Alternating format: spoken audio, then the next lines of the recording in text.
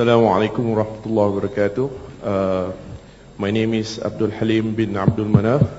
I'm from Klanajaya. I'm an engineer and also a family man. Okay, quick question. Basically, I think the crisis of knowledge, we as a family man, actually a small entity that I think that could probably help if we correct our family in terms of the bringing up of the children in order to address the bigger global thing. And through the advertisement, I should say, or by IKIM, where they mentioned that Shaykh Hamza Yusuf sort of like practice the Islamic way of life in the US through, so is it possible, maybe you can share with some of us like that we can use that module within just a small group of a family, because right now, as you mentioned, right, the children are easily influenced. I have kids. I have 5 kids. You know, they're like Generation Y or Generation Z or something like that, where they are like mainly like tabs, notebooks. You know, especially my daughter, 6 years old. She will, like when we come back from home, she would just grab the cell phone and just want to play with like YouTubes and all that kind of stuff, right? So kind of like since you have practiced such way where, that could possibly share that could probably help in addressing the global crisis for knowledge. I think from the root of it, starting from the bottom rather than just going to the global. That's my personal view. If Shaykh Hamza Yusuf could answer that question. Okay, sister, please. Can you come up and say your question, please? Assalamu alaikum. My name is Muni binti Wan Muhammad Noor, and I'm a tutor from University Putra Malaysia. I also have a question for Shaykh Hamza Yusuf. It's regarding another crisis in Malaysia, with regards to the understanding and implementation of human rights.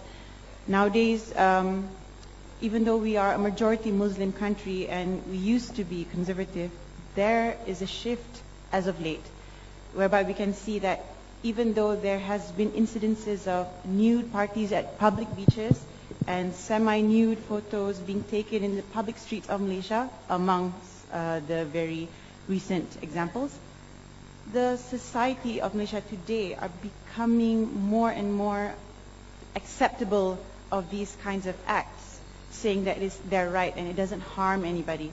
So my question to you, Shaykh Hamza, what is your answer or suggestion to a nation such as ours, which is so obsessed with enforcing human rights, but perhaps using the wrong conception of human rights? Thank you.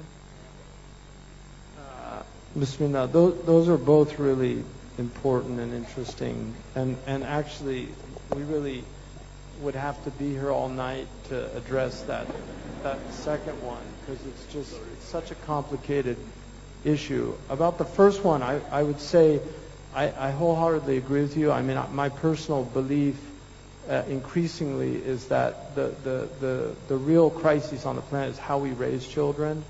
And Nietzsche, that great moral philosopher, Nietzsche said, I'm saying that tongue in cheek, Nietzsche said that we replicate ourselves. And so the dysfunctionalities of this generation are passed on to the next generation. So the Palestinian crisis is now in its 4th iteration, and it's horrible because the sins of the fathers are passed on to the sons. So how do we break these cycles? We have to do it first and foremost individually. In my own experience, there were certain things at a certain point in my raising my children, I began to see tapes that I had from my childhood. And I realized that they really weren't the best tapes to be giving to my children. So things I heard from my parents, I found myself saying. And so breaking those things and trying to get to to and I mean, my parents were well-intentioned and good people and did many things right, and like myself, got some things wrong. But it's very important to inculcate empathy. If I was going to say that there was one single quality that should be inculcated in a child, it's the quality of empathy. This is what makes us human. This is what makes the possibility for civilizations, is actually that we feel the pain of others. If we only feel our own pain, then we're narcissistic sociopaths. And we think that other people are simply appendages for our own existence. And I think narcissism is becoming a global problem. The selfie, to me, is the ultimate expression of narcissistic behavior. Anybody that wants to take a picture of themselves, it's like people that admire themselves in mirrors. The reason that you should look in a mirror is to see what's wrong with you. Yeah. If you're looking in the mirror to admire yourself, you're in serious trouble. And our Prophet said, Al-mu'min mir'atul mu'min. The believer is a mirror of his believer. In other words, he shows him his faults, either because of exemplary character, which leads him to feel that I should be much better than I actually am because this person's so good, and they see themselves in that person, or through sincere counsel or advice, like telling them. And I know the Malay culture is a culture of politeness, but with our close friends, we have to be honest with them, because that's part of what true friendship is. It's nasiha. It's giving them good advice about things. So that's very important. In terms of the technology in the house is a major problem. I believe that the house is your Darul Islam, and that you should try to implement the hudud in your house, not the hudud of the penal code, but the tilka hudud Allah. The limits that God has set for us in our behavior, they should be implemented in our homes. And we should try to implement the compassion of the Prophet with our children. He was very compassionate with children. Anas, who was a young boy that served him, Anas said, he never once said to me in all the years I served him, if I did something wrong, why did you do that? And if I didn't do something, in other words, sins of omission and commission, he never said, why didn't you do that, or why did you do that? He was a very gentle human being, and he treated people with great gentleness. So it's important to remember that we need to inculcate prophetic character as much as possible towards our children. We need to provide alternatives for them. The beauty of children is that if you give them even the simplest things, they're content with them. So if you raise them on these toys and gadgets, you will accustomize them to things that are actually quite harmful for them. And these games are very dangerous because they create attention deficit disorder. There's PlayStation USA. There's many books that have been written on this. The Evil Eye. You can read the Scientific America's study on the addictive nature of television. Also some of the studies that have been done on the thinner corpus callosums on children that grow up with television, that it actually alters the brain. People that watch a lot of pornography, neuroplasticity now will rewire their brains. So people that are watching pornography on a regular basis are actually, they have different brains than other people, and they have obsessional thoughts, and they begin to objectify women. It creates deterioration of family. And over a long period of time, about 10 years of pornography watching leads to impotence, and this has been proven. That actually men will eventually become impotent from watching this because their arousal factor is no longer functioning anymore. So these are real problems that people aren't willing to think about or study and address. In terms of the second problem, and I'll try to be as short, even though it's a really complicated problem, the Amr bil Ma'ruf and Nahi Anil Munkar is part of our tradition.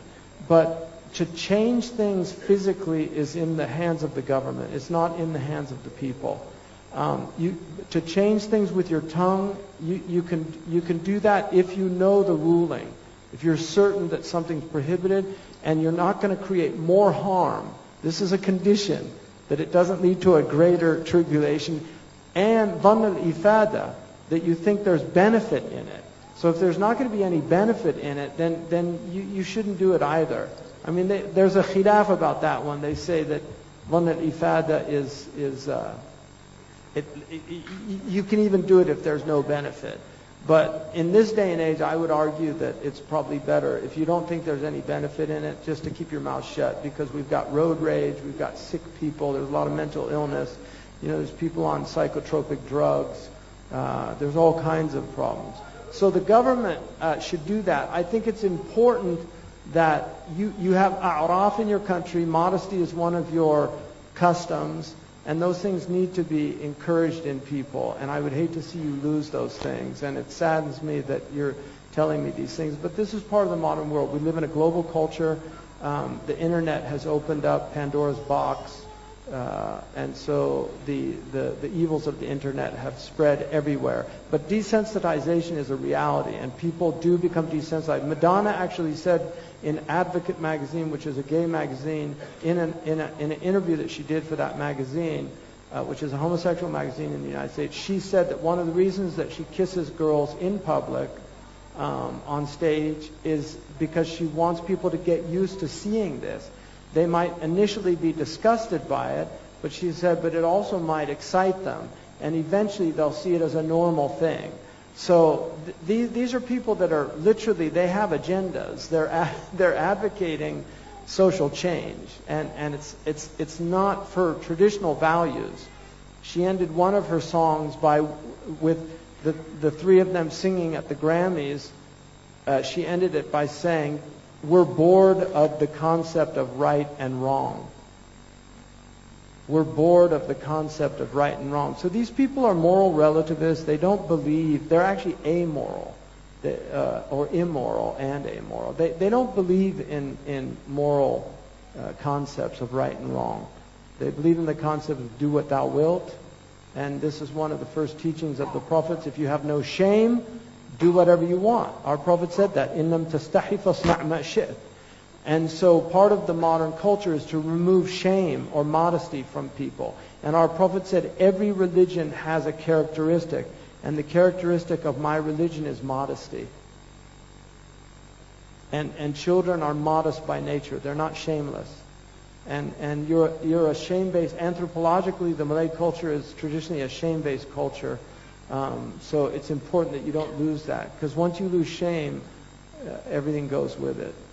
Jazakumullah khairan. Please forgive me if I didn't mean to offend anybody.